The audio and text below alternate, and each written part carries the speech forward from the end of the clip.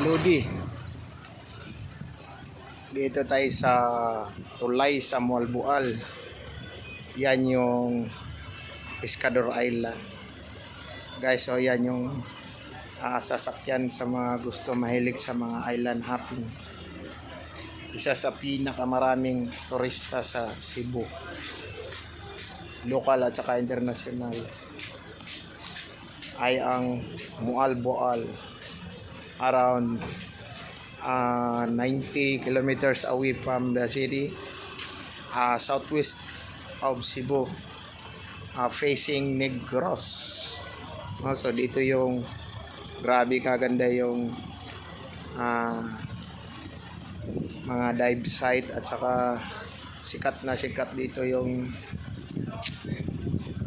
sardines at saka turtle, sea turtle, awikan yung local term.